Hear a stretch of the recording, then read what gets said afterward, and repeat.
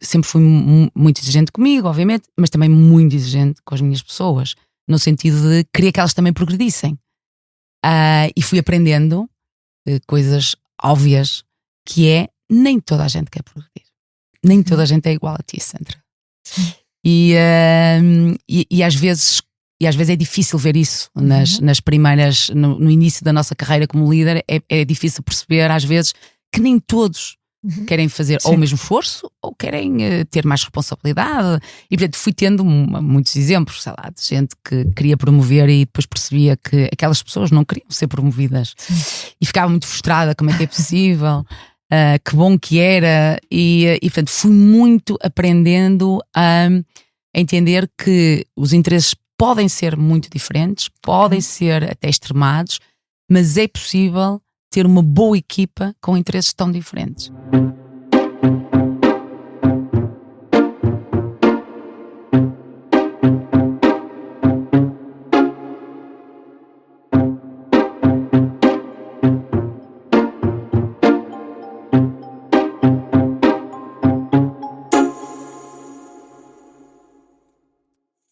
Olá, bem-vindos à 4ª temporada do podcast O Céu é o Limite, um podcast sobre carreiras e liderança, onde lhe trago semanalmente histórias inspiradoras de líderes que estão a marcar o presente e prometem mudar o futuro, com as pessoas no centro da sua estratégia de gestão. Eu sou a Cátia Mateus, jornalista de Economia do Expresso. Este é o podcast O Céu é o Limite e hoje na cadeira do líder recebo Sandra Santos, CEO da Logoplast. Bem-vinda, Sandra, é um gosto. É um gosto para mim também, Cátia. Obrigada. Nem todos os CEOs são moldados em salas de reunião. Alguns são construídos no terreno, na exigência e nas decisões difíceis. A convidada deste episódio fez esse caminho. Sandra Santos começou a carreira na banca, no antigo Banco Espírito Santo, mas foi na indústria que construiu um percurso raro. Passou pelo controle de gestão, pelas finanças, recursos humanos, pela cadeia de distribuição. Dirigiu fábricas, liderou operações internacionais e aprendeu o negócio desde o terreno até à estratégia. Na BA Glass chegou a CEO, onde ao longo de uma década liderou a transformação profunda que triplicou o volume de negócios da empresa. Em 2025 regressou à linha da frente para assumir a liderança da Logoplast, uma das maiores multinacionais portuguesas com presença global e dezenas de fábricas em vários continentes.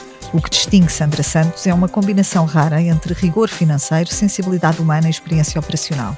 Sabe ler uma folha de Excel com a mesma mestria com que gera equipas no chão de fábrica e a certeza de que os números nunca são apenas números. Defende que Portugal sonha pouco, que muitas empresas se limitam a si próprias e que crescer exige coragem, talento e capacidade de execução. Sobre inteligência artificial, foge do entusiasmo fácil. Acredita no potencial, mas lembra que transformar a indústria exige tempo, dados e liderança. Sandra, muito bem-vinda. É um gosto.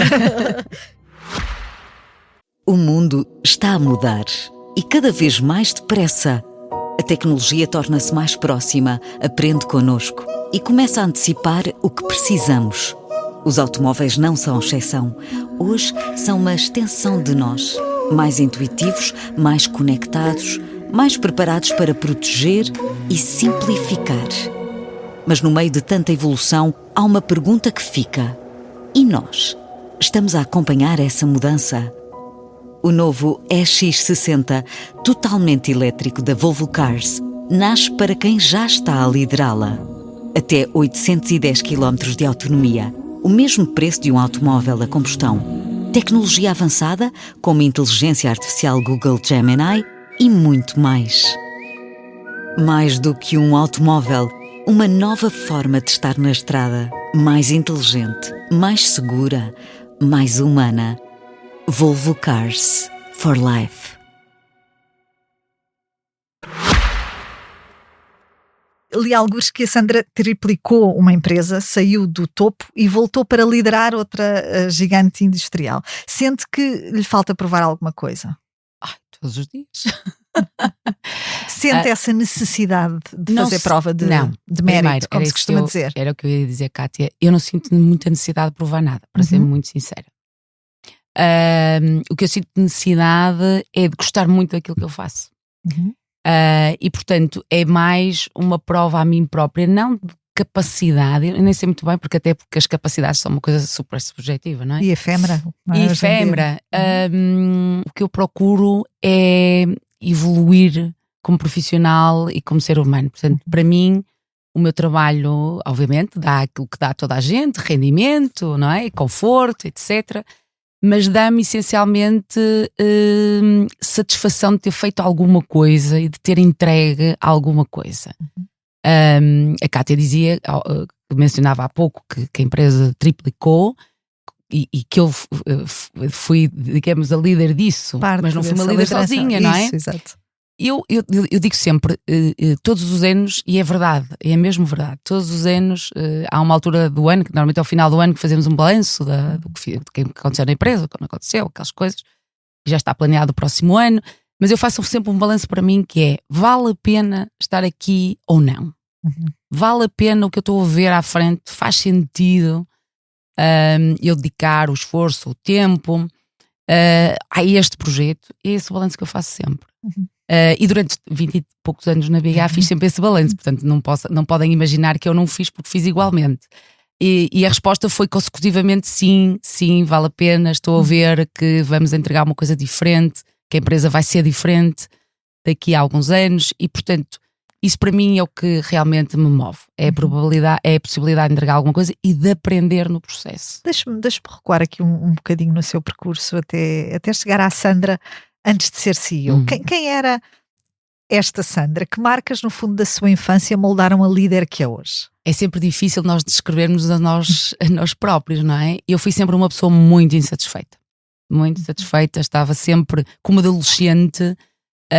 Achava sempre que havia mais qualquer coisa que se podia fazer, e isso dizia respeito obviamente aos pais, que somos sempre super demand. Eu fui uma teenager difícil nesse sentido, não fui muito tranquila. Deu algumas dores de cabeça, portanto. Dei algumas dores de cabeça, talvez com esse sentido de insatisfação, que depois mais tarde reconheci que de facto era insatisfação a mais. E a insatisfação era de estar sempre a fazer qualquer coisa, acrescentar qualquer coisa. A minha família não era uma família de muito conforto financeiro e obviamente havia coisas na altura que eu adoraria fazer, mas seriam impossíveis de fazer, portanto não tinha as minhas limitações. Mas sempre achei que era sempre no dia seguinte era possível fazer mais qualquer coisa e um bocadinho melhor. E portanto eu acho que o que me caracterizou durante a minha vida toda foi isso. Consegui usar essa força talvez naquilo que eram os resultados académicos, e eu não queria ser boa aluna só para ser a boa aluna, era o desafio de poder ter bons resultados e ter aprendido mais e mais e mais. E portanto era também, por exemplo, uma aluna um bocadinho exigente com os professores. Portanto, questionava muito, fazia muitas perguntas, questionava sempre muito, que é uma coisa que eu carrego ainda hoje. Portanto, mesmo hoje, como CEO, as pessoas que me conhecem sabem que eu faço muitas perguntas. E faço muitas perguntas para aprender primeiro, obviamente, particularmente quando estou numa função nova, ou que estou numa empresa nova, numa atividade nova, ou comprávamos fábricas noutras regiões, era preciso fazer muitas perguntas para entender contexto. Portanto, faço muitas perguntas, tenho uma necessidade enorme de entender, e depois para mim é sempre mais fácil, a partir desse momento é sempre tudo mais fácil. Portanto, era assim, muito interrogativa, muito talvez insatisfeita, achava sempre mais. Mas sempre, pelo menos foi aquilo que eu fui recebendo de feedback, sempre muito companheira. Adoro trabalhar em grupo, adoro construir em grupo, portanto fui tendo dos meus colegas e amigos sempre um feedback de alguém que era parceira, fazia parceria, não é? Fazia parceria. E isso foi o meu tempo da escola. Foi basicamente o tempo da escola, foi assim. Se hoje vir os meus 30 e poucos anos de carreira, essas características acho que estão lá sempre muito permanentes. Portanto, tem a ver um bocadinho com a personalidade. A Sandra já tinha esta ambição de liderar, ou isso surge mais tarde no seu percurso? Em que momento? Claro que não tinha nada eu queria ser uma gestora, por isso é que fui estudar gestão. Mas eu nem sequer tinha muitos exemplos, particularmente da família, de alguém que tivesse grandes líderes ou gente que tivesse cargos de lideranças. Mas para mim a liderança, mais que a liderança, era estar dentro de uma equipa. E portanto era isso que me entusiasmava, o fazer parte de uma equipa. Tive talvez a sorte de muito cedo, e que foi quando comecei na banca, passado nem 6 meses depois do meu estágio, me entregarem uma posição de liderança, que era liderar uma equipa de recém-licenciados como eu, e que eu achei assim um absurdo na altura, porque eu tinha nem 6 meses de banca e tinha muito ainda para aprender, mas de facto foi um exercício difícil para mim, porque eu acho que não estava preparada para o fazer, mas de facto fez um bocadinho, começou a fazer aquele clique que afinal a liderança nem precisa ser muita gente, pode ser, pensei eu na altura, isto afinal pode ser uma coisa mais pequenina, vamos ver que uma equipa. E depois assim, passado um ano já estava a gerir um balcão e depois e portanto foi um gosto que eu fui descobrindo. Foi um gosto que eu fui descobrindo. O que é que se aprende na banca? E a Sandra falava agora dessa sua primeira experiência, na altura no BES, no Banco Espírito Santo. O que é que se aprende na banca que ainda hoje se utiliza numa posição de liderança de topo? Resiliência total. A banca era já naquela altura, foi em 94, e portanto a banca estava a modernizar-se e tinha obviamente objetivos de crescimento muito grandes e transições e tal. E portanto, e era uma banca, portanto, quando chego à banca está a começar o processo de transformação da banca. Os centros da empresa ainda não existiam, essa coisa de segmentar as empresas não existiam, existiam as grandes empresas, depois existiam as outras. E mais uma vez, eu acho que tive imensa sorte, porque tive 4, eu na banca que logo onde estive, tive 4 chefes diferentes, e quase todos eles muito jovens, portanto, eu tinha 20 e poucos anos, eles tinham 30 e poucos anos, portanto, muito jovens, e com uma vontade de fazer disrupção, e portanto, muito exigentes, mas ao mesmo tempo ensinaram-me que, primeiro, transformação é difícil, porque contamos com as pessoas que lá estão e não as podemos mudar todas, como é óbvio, nem queremos. E acho que aquilo que aprendi nesse processo foi que para transformar é preciso não só guiar, obviamente, os líderes fazem isso, mas é preciso ensinar as pessoas. E eu acho que isso ainda hoje trago, porque às vezes pode-se pensar, não é, que crescer, transformar organizações, há uma espécie de um book que se entrega a alguém e alguém executa aquilo. Não é nada verdade. Isso não é nada verdade. Os líderes têm que estar muito envolvidos, qualquer seja o nível de liderança, muito envolvidos, não só a alinhar, a mostrar o futuro, mas também a ajudar a executar essa transformação. Transformação. Sim, e muitas vezes aquilo que às vezes se tem como um projeto inicial que se acha que é o projeto adequado para aquela equipa acaba por não ser, não é? E percebe-se no terreno, na implementação, que não é. Claro. E é preciso ajustar. Portanto, para mim foi eu às vezes digo um banho de humildade, porque eu tinha acabado de sair da faculdade, obviamente com todos os conceitos bem maturados, e portanto eu estaria preparada para lidar com uma equipa que fosse mais ou menos com o meu, quer dizer, tivesse tido mais ou menos a minha preparação. E entro na banca com gente que não tem essa preparação, tem anos de banca, tem uma enorme experiência, uma enorme sabedoria, mas nunca sofreu grandes transformações. E, portanto, é preciso levar essas pessoas, é preciso conquistar a vontade da transformação. Como é que se opera uma transformação humana? Ou seja, nas pessoas, na sua motivação, na sua vontade de facto de abraçar novos procedimentos, novos processos, novas formas de trabalho, num cenário tão diverso, perfis tão diversos. E esse foi talvez a minha aprendizagem, porque eu pensei que, obviamente, que isto afinal devia ser uma coisa relativamente simples, não é? Explicamos às pessoas e portanto elas vão entender, porque as pessoas são inteligentes e toda a gente é inteligente e portanto vai aprender e a coisa acontece. E portanto esse foi talvez o primeiro grande choque com a realidade, é quando eu percebo que a disparidade de interesses é diferente, é tão grande que é encontrar a linha comum é muito difícil.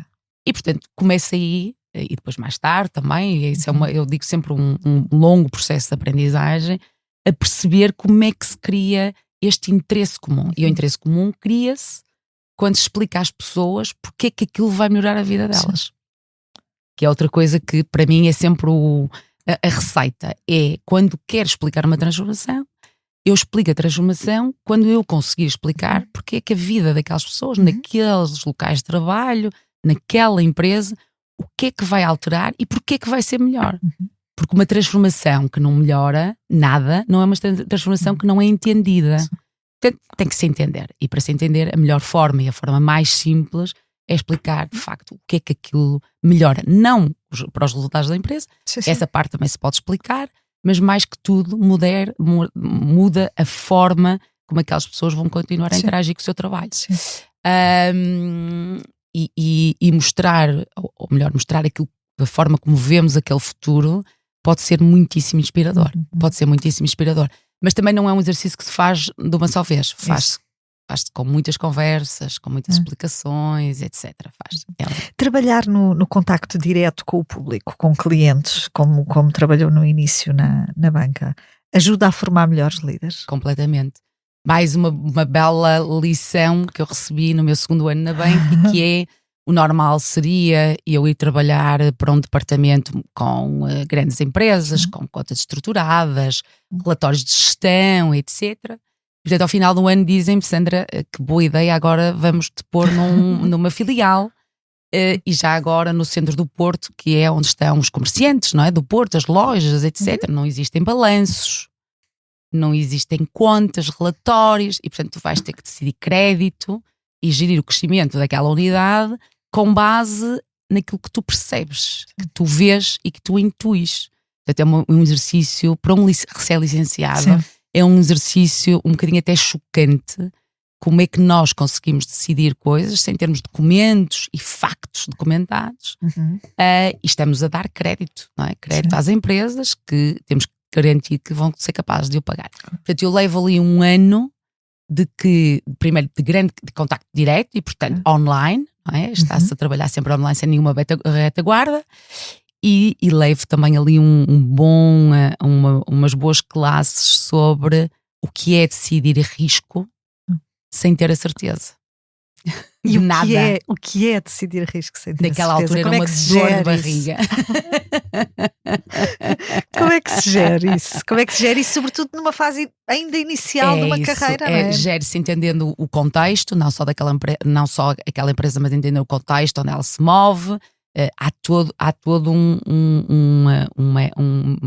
ecossistema, não é? Sim. Que é o ecossistema em que aquela empresa está.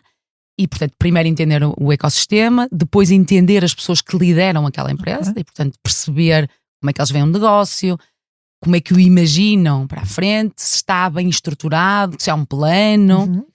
E, portanto, mas eu não tinha aprendido isso na faculdade. Sim. E, portanto, essa foi a maior dificuldade. Mas deu-me, eu digo sempre muito isso e é verdade, os meus 4 anos de banca não foram os melhores, eu não consigo dizer que foram os anos melhores da minha vida profissional, Sim. porque foram bastante duros neste sentido, de me transformar como profissional, mas foram provavelmente aqueles onde alguns daqueles onde eu mais aprendi num curto espaço de tempo, coisas que eu não tinha aprendido e coisas que dificilmente aprenderia de outra forma.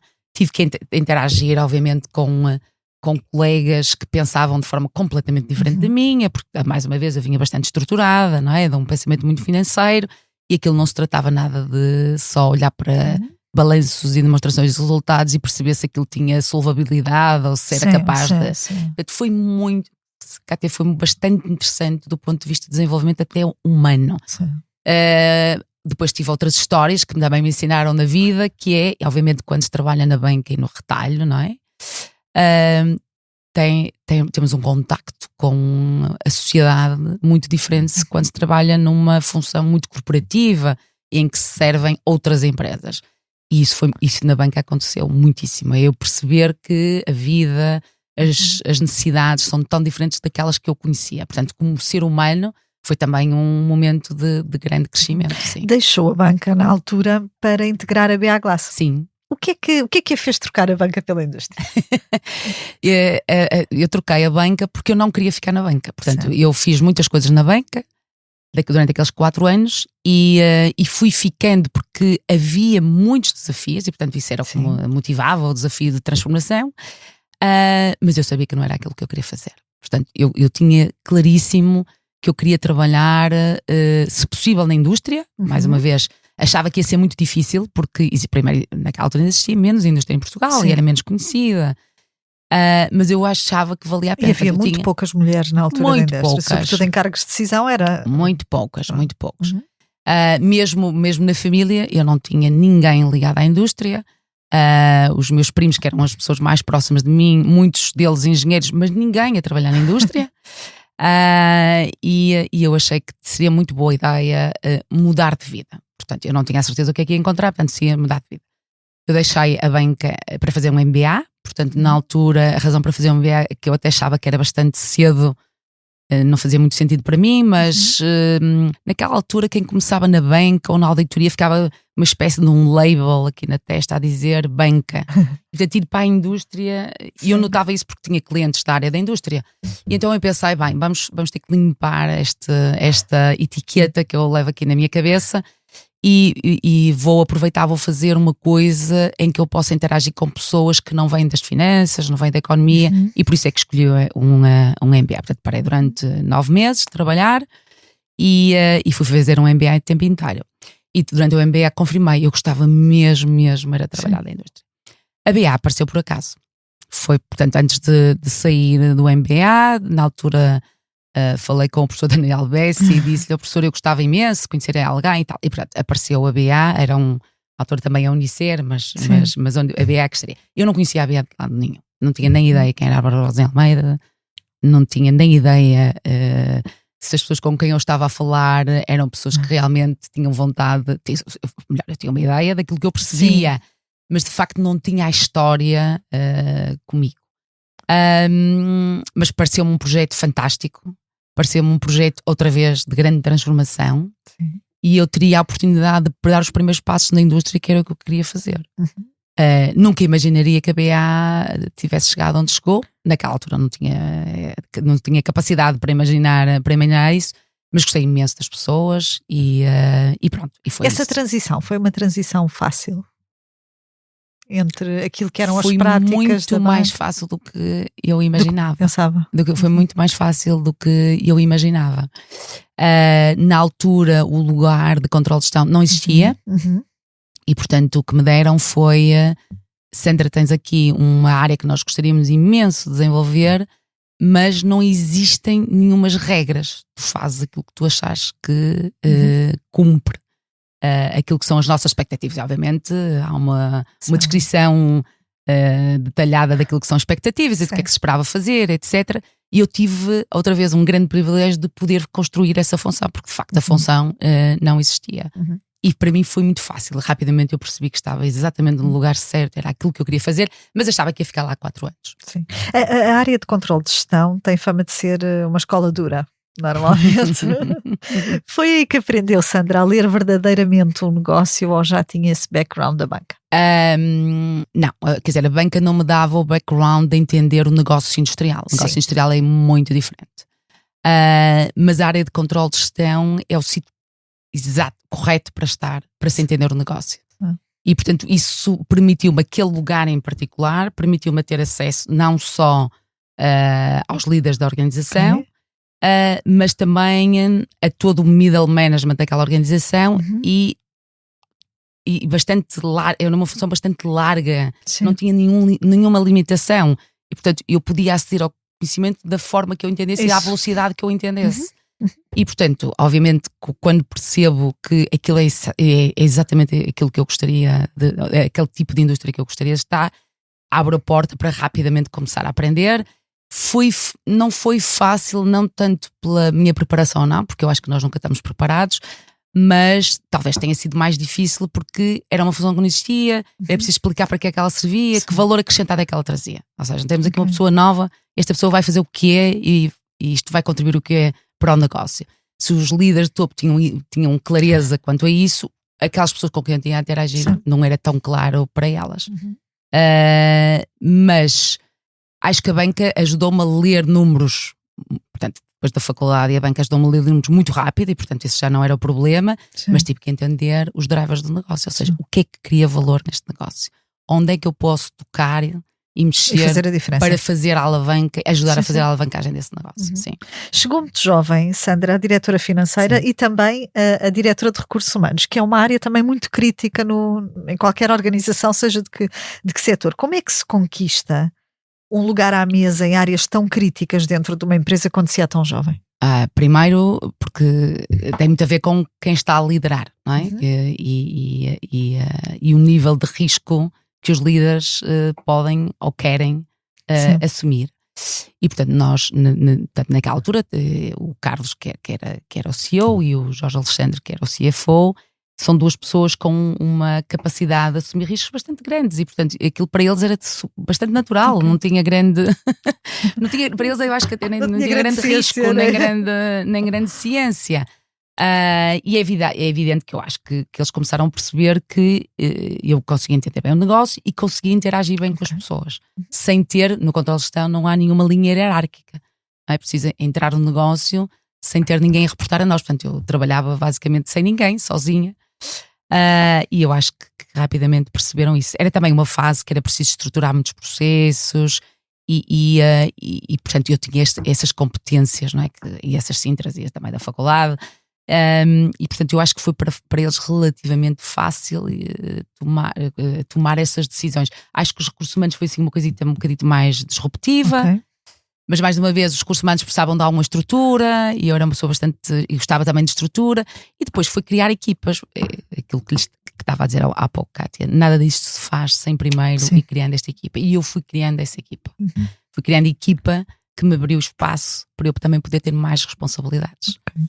E se isso não tivesse acontecido eu também não poderia ter a carreira que tive na BAS. Só acontece porque de facto cria-se uma equipa que nos vai libertando para nós assumirmos mais responsabilidades. Eles assumem mais responsabilidades, nós assumimos mais responsabilidades, e é um natural processo. É um crescimento conjunto. É um crescimento conjunto. O que é que aprendeu como diretora de recursos humanos, Sandra?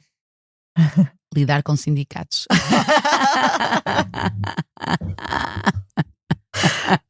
Que era uma coisa que eu nunca tinha feito. Aprendi tudo que havia para aprender de recursos humanos. Que os recursos humanos na área de controle de gestão, os números não eram estranhos, portanto, entendia bem os números, e acho que isso até ajuda nas funções de recursos humanos. É uma coisa que eu, quando quero recrutar pessoas para liderar recursos humanos, eu procuro essa valência analítica, porque facilita depois a decisão e liberta tempo para as interações humanas, etc. Mas aprendi, foi nessa altura que eu ainda começo a ficar mais perto do chão de fábrica. Portanto, como controller e como diretora financeira, eu estou muito próximo do top management e aquele middle management top, e depois quando eu entro na área dos recursos humanos, começo a ter acesso a outros níveis dentro da organização e muito mais acesso, precisava dele, não é? Ao shop floor. E é aí que me aproximo mais das fábricas, pessoas, e talvez por isso a minha função a seguir vai ser ser diretora de uma fábrica. Sim. Que erros, eu quero também falar sobre isso consigo, mas antes queria perceber que erros cometeu enquanto líder em ascensão, nesta fase mais inicial da sua carreira, que hoje agradece ter cometido pela aprendizagem que lhe deram. Eu tenho dificuldade em dizer erros, não é? São erros no sentido porque são mesmo aprendizagens.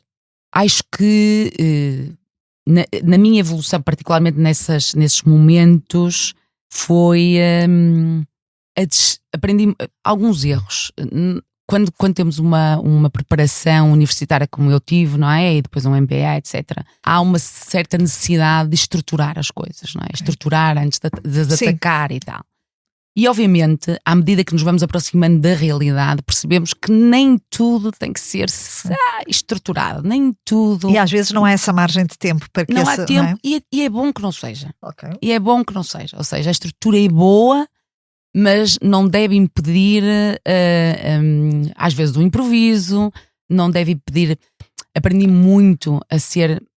Sempre fui muito exigente comigo, obviamente, mas também muito exigente com as minhas pessoas, no sentido de querer que elas também progredissem. E fui aprendendo coisas óbvias, que é nem toda a gente quer progredir. Nem toda a gente é igual a ti, Sandra. E às vezes é difícil ver isso nas primeiras, no início da nossa carreira como líder, é difícil perceber às vezes que nem todos Querem fazer ou o mesmo esforço ou querem ter mais responsabilidade.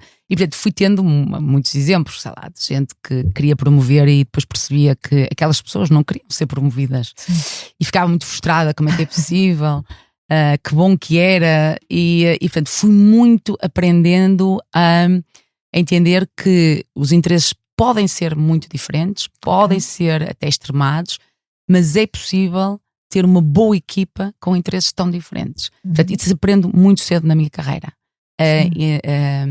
Naquela altura ainda não lhe chamo valor, depois mais tarde chamo-lhe o valor de ter pessoas tão diferentes e com interesses tão diferentes.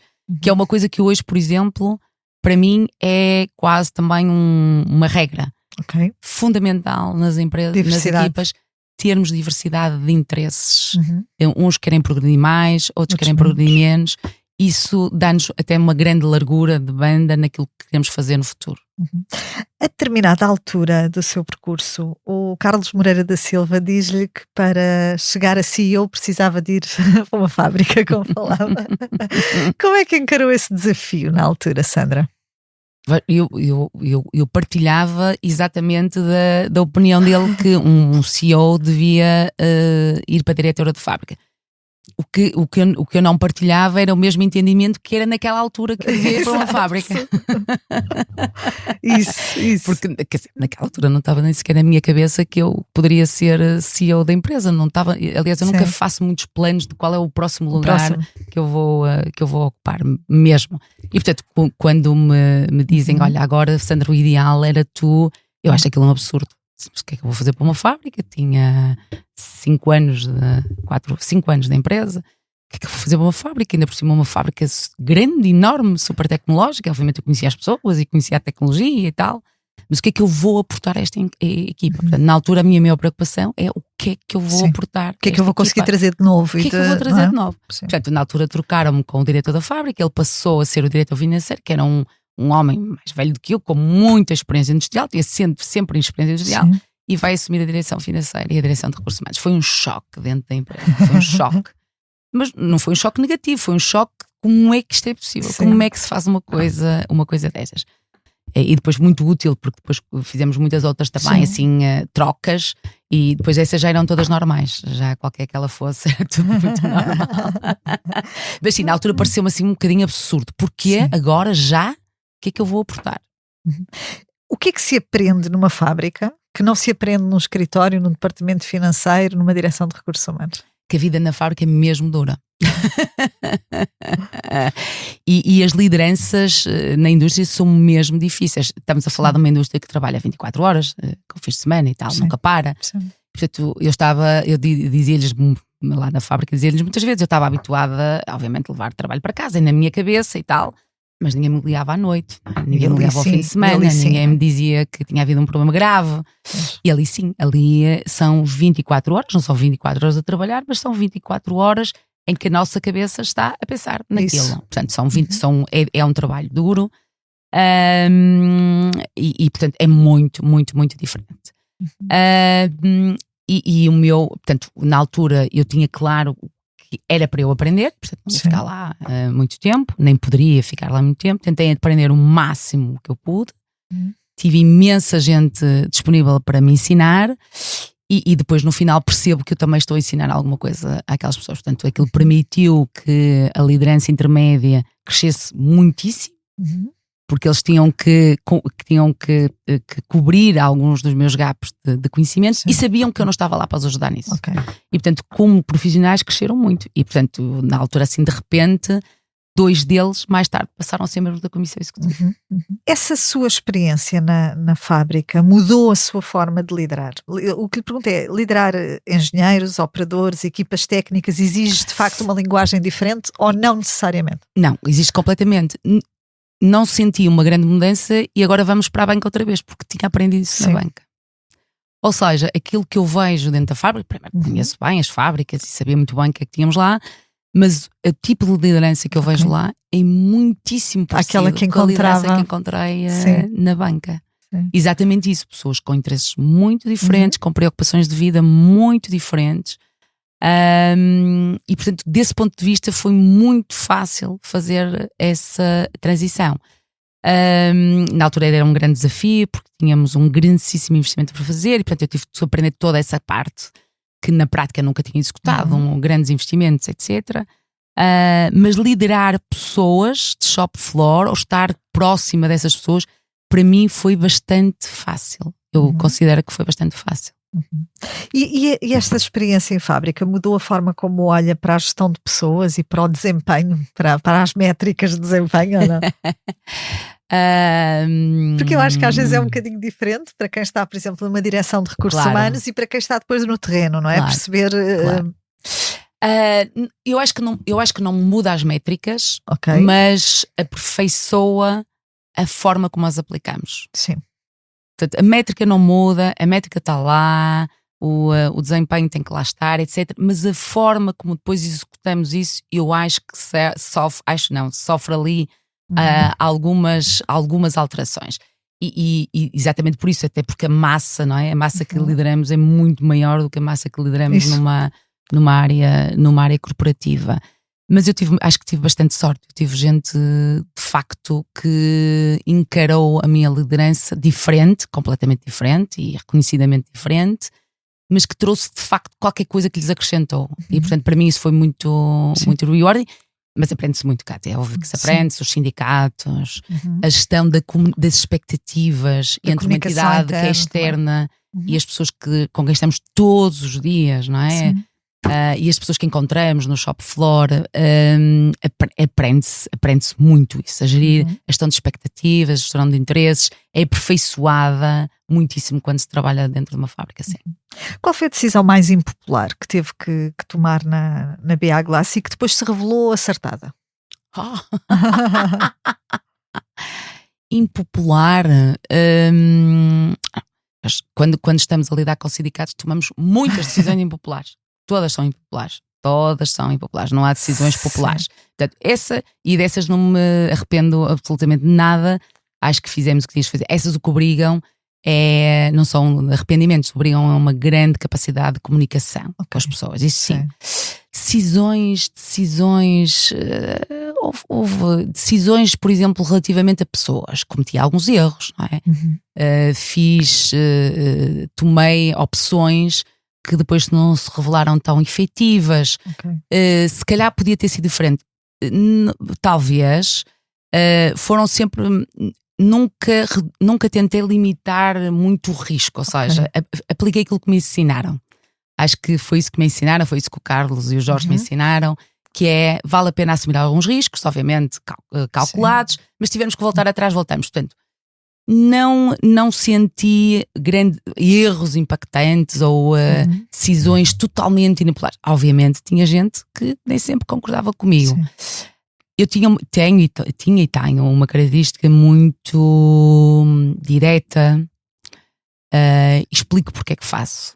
E talvez isso me ajudou em que mesmo algumas decisões impopulares, no final havia entendimento daquela decisão. Portanto, eu nunca tomei decisões difíceis, impopulares, sem explicar porque é que eu estava a tomar à minha equipa direta, mas também à equipa que indiretamente reportava a mim. E eu acho que isso facilitou ao ponto de eu achar que não houve assim decisões super impopulares. Mas houve algumas decisões impopulares, claro que houve. Já ouvi dizer que em Portugal sonhamos pouco. Sim. O problema das empresas portuguesas é falta de capital ou falta de coragem dos líderes? Coragem. Coragem. E coragem não é para tomar decisões estratégicas. Muitas vezes a coragem é para se reunirem de pessoas que permitam tomar essas decisões. Para mim, o primeiro passo começa aí. Porque quando dizemos que queremos ou crescer ou internacionalizar, obviamente, são decisões de risco. Claro. É óbvio. E o problema é que muitas vezes os líderes imaginam que essas decisões se vai tomar, às vezes, com os poucos recursos que se tem, não é? Portanto, tem que se reforçar as competências. Isso. E reforçar, às vezes, não é mais pessoas, é pessoas diferentes para aquilo que nós queremos atingir. E muitas vezes eu vejo falta de coragem em tomar essas decisões. São decisões às vezes impopulares, não são decisões às vezes fáceis, mas se realmente queremos que as nossas organizações cresçam e tenham um papel diferente na sociedade, E esses passos têm que ser dados. Se não forem dados, não vamos conseguir fazê-lo. Sendo que preparamos poucos líderes para serem verdadeiramente globais, quando fala nessa questão da internacionalização. Sim, sim, neste sentido, porque preparamos líderes para tomarem algumas decisões estratégicas baseadas em factos, em informação. Isso todas as universidades preparam, e cada vez melhor. Às vezes não é fácil na universidade, somos muito jovens ainda na universidade, para preparar gente para criar equipas. Não é fácil. É um momento em que nós estamos muito ainda centrados em nós mesmos, nós, alunos da universidade, ainda estamos muito egocêntricos, não é? Portanto, é muito difícil treinar isso. Mas sim, devíamos treinar mais para esta competência de o que é criar uma equipa para internacionalizar, ou uma equipa para crescer, ou uma equipa para transformar, ou uma equipa... Porque são competências diferentes, são mesmo competências diferentes. E um líder não faz nada sozinho, isso é impossível. Portanto, eu acho que falta essa coragem, falta essa preparação, e depois falta a coragem, agora sim, do lado dos líderes, para fazerem esse diagnóstico. E às vezes as decisões, nem sempre o plano estratégico tem que também ter um plano de capacidades humanas. E esse plano normalmente não está feito. Permaneceu na BA Glass durante 26 anos. Foi CEO 10 e sai do cargo para ocupar depois outras funções. Sair da liderança teve um custo emocional grande para si. Como é que geriu esse processo? Não teve nada. Por uma razão muito simples. Porque eu sabia que o meu mandato era 10 anos no primeiro dia. E, portanto, para mim foi uma coisa, foi o meu trabalho tratar disso. Foi uma missão. Foi uma missão. E, portanto, eu quando saí da liderança saí muito contente. Muito, muito, muito contente. Saí com um sentimento de satisfação. De missão cumprida. Gigante. Muito contente com a equipa que eu achava. E muito contente com o que eu tinha feito. E, portanto, para mim não me custou nada. Acho que custou muito mais a outras pessoas pensar que não me custou nada. Eu tinha amigos que muitas vezes quase que só eram muito já próximo do dia, não é?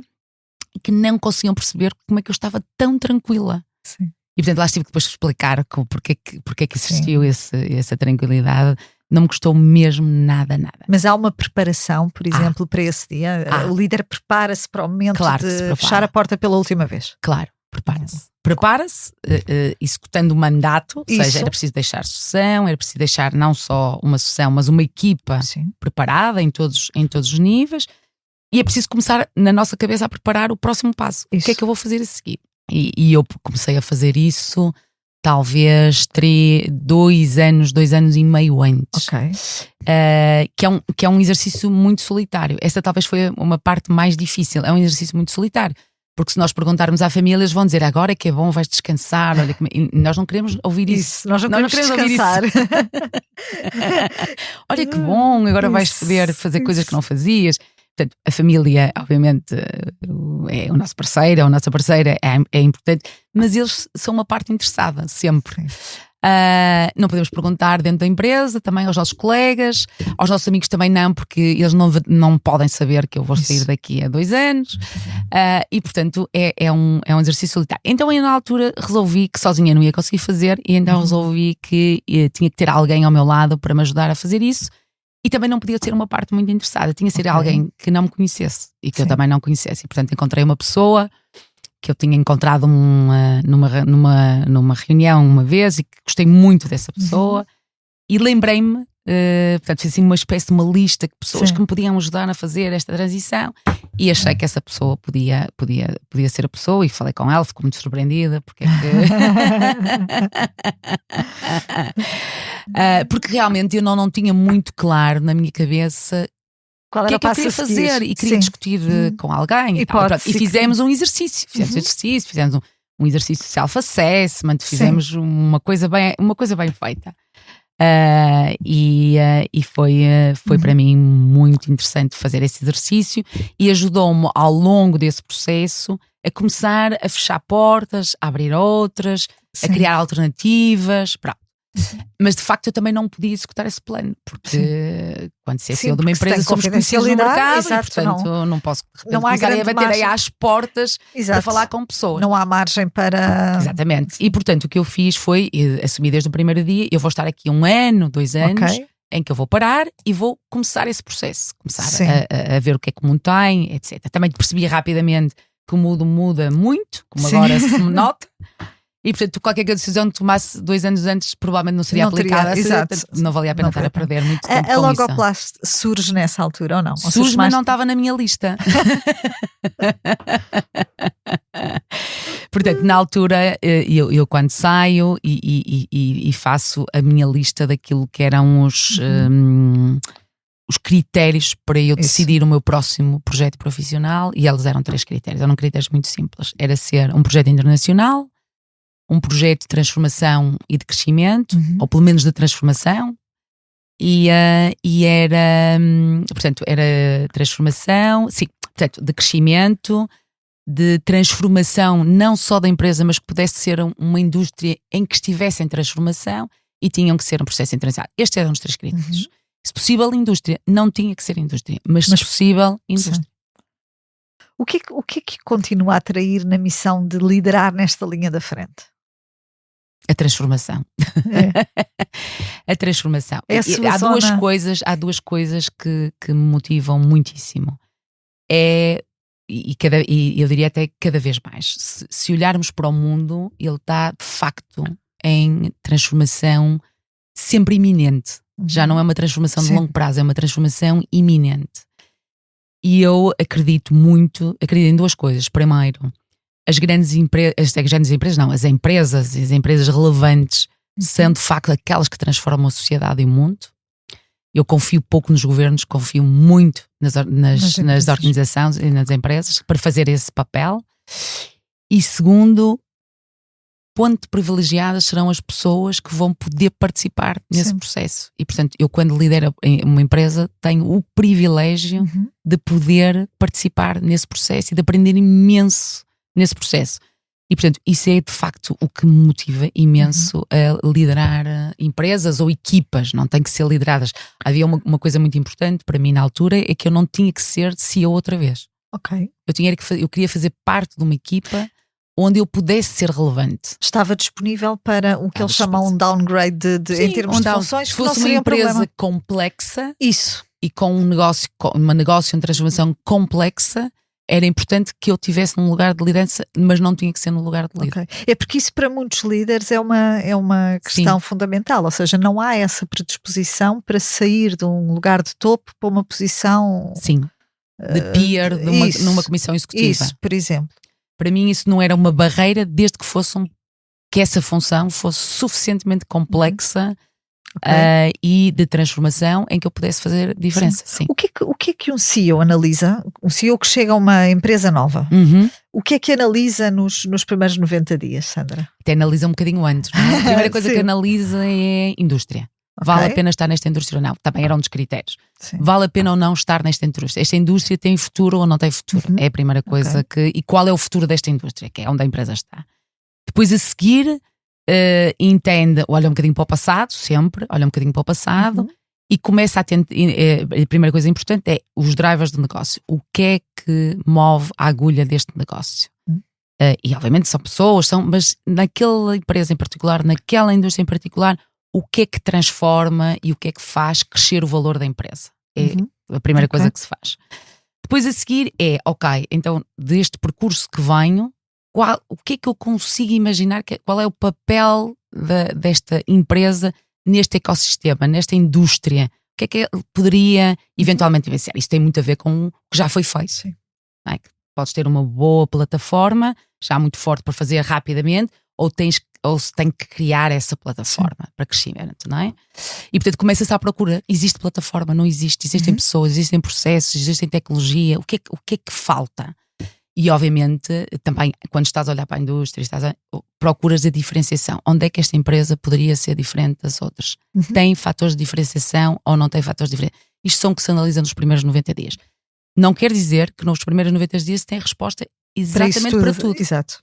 Sim. Mas é na busca de respostas a estas perguntas que se vai formando uma opinião, sim. Numa empresa como a Logoplast, quais são os 3 maiores desafios no topo da agenda neste momento? Provavelmente alguém esperaria que tenha a ver com a questão da sustentabilidade, Sim. etc. Obviamente é, mas isso é verdade para todos os qualquer negócios. material de Sim. embalagem. Sim, Portanto, sim, os sim, materiais sim. de embalagem, todos eles têm grandes desafios de sustentabilidade futura. Os maiores desafios da Logoplast é o desafio de crescimento. Portanto, a Logoplast faz sentido quando cresce. Não tem que ser sempre, mas tem que ter um projeto de crescimento. E o modelo de negócio é um modelo de negócio que continua a fazer todo sentido, é altamente diferenciador do resto das empresas da indústria e, portanto, é um modelo de negócio que tem que ser aperfeiçoado e que tem que ser robusto, tem que se acrescentar qualquer coisa que seja sempre pô-lo mais robusto. Mas o meu crescimento é crescer. E crescer disperso. Ok.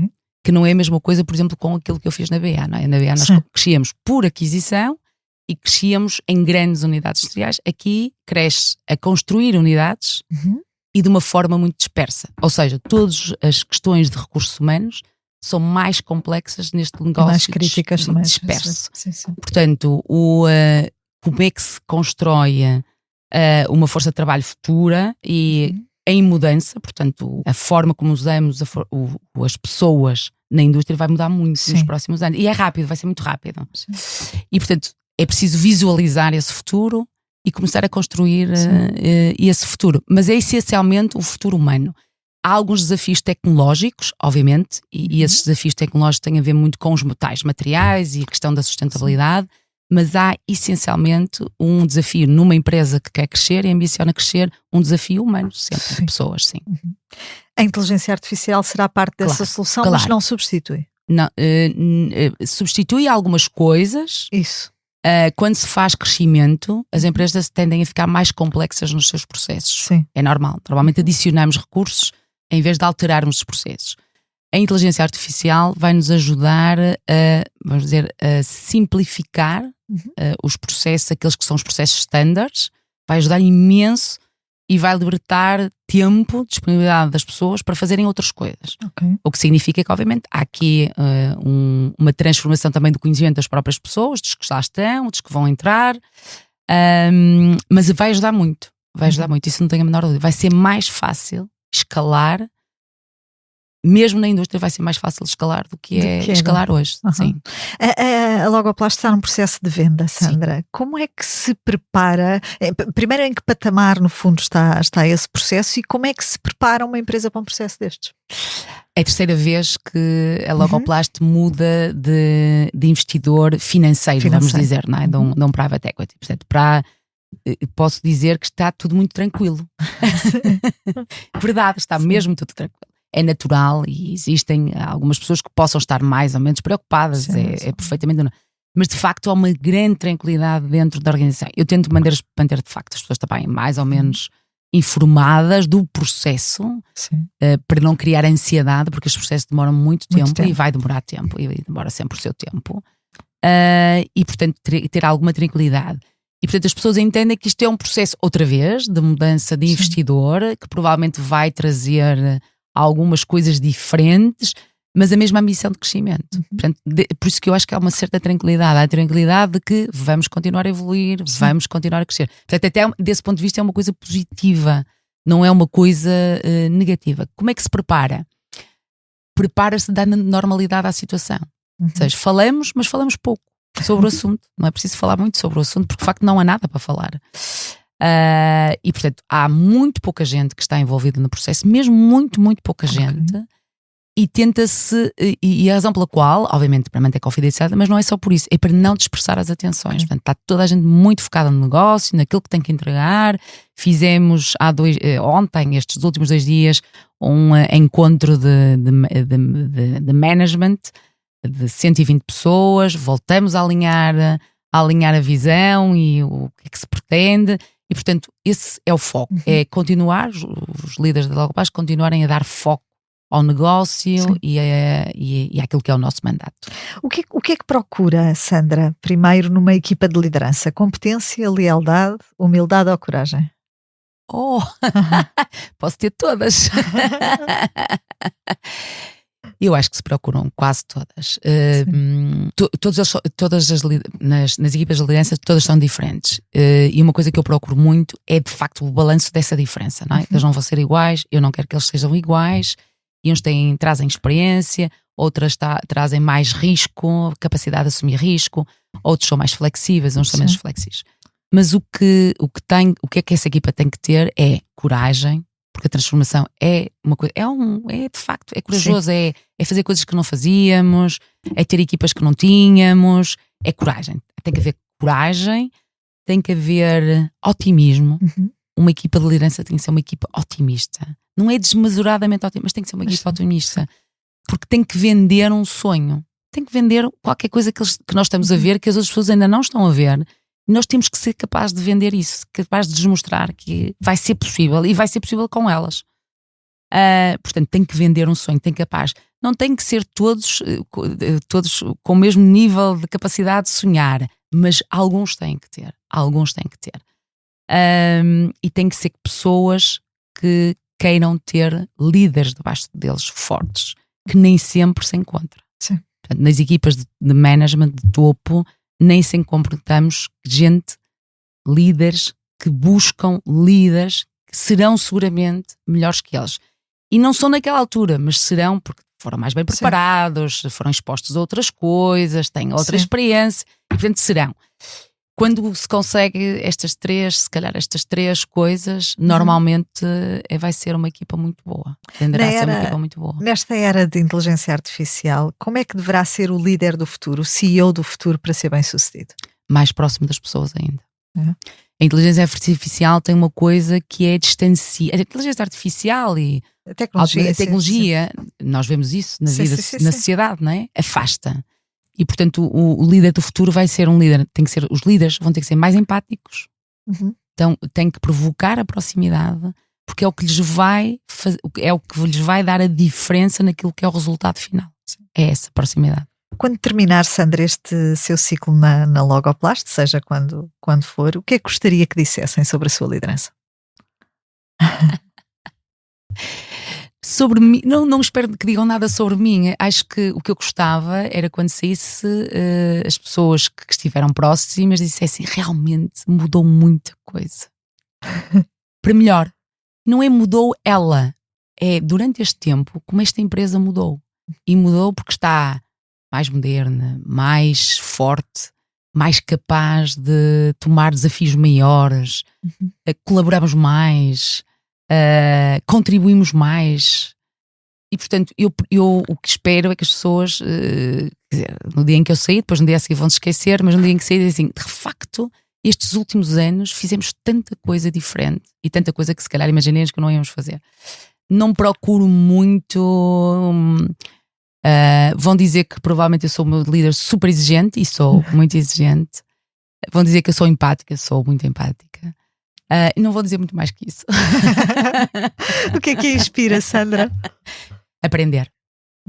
Obrigada, Sandra. Obrigada. Foi um gosto imenso recebê-la no podcast. Fechamos assim o episódio de hoje do Céu é o Limite, que contou com edição e sonoplastia a cargo de João Luís Amorim e Salomé Rita. Tivemos connosco Sandra Santos, CEO da Logoplast. Quanto a nós, quero ouvi-lo, saber o que pensa e que dúvidas tem sobre liderança e o mundo do trabalho. Se tem histórias para me contar, líderes que o inspiram e marcaram o seu percurso de carreira ou dúvidas que o inquietam, envie-me um e-mail para océoalimite@expresso.empresa.pt.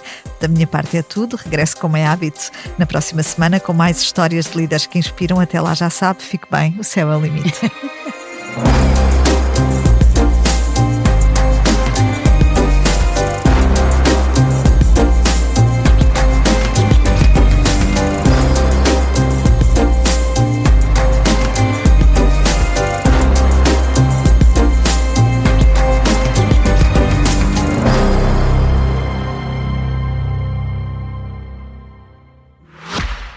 O mundo está a mudar e cada vez mais depressa. A tecnologia torna-se mais próxima, aprende connosco e começa a antecipar o que precisamos. Os automóveis não são exceção. Hoje são uma extensão de nós. Mais intuitivos, mais conectados, mais preparados para proteger e simplificar. Mas no meio de tanta evolução, há uma pergunta que fica. E nós? Estamos a acompanhar essa mudança? O novo EX60, totalmente elétrico da Volvo Cars, nasce para quem já está a liderá-la. Até 810 km de autonomia, o mesmo preço de um automóvel a combustão. Tecnologia avançada, como inteligência artificial Google Gemini e muito mais. Mais do que um automóvel, uma nova forma de estar na estrada. Mais inteligente, mais segura, mais humana. Volvo Cars for Life.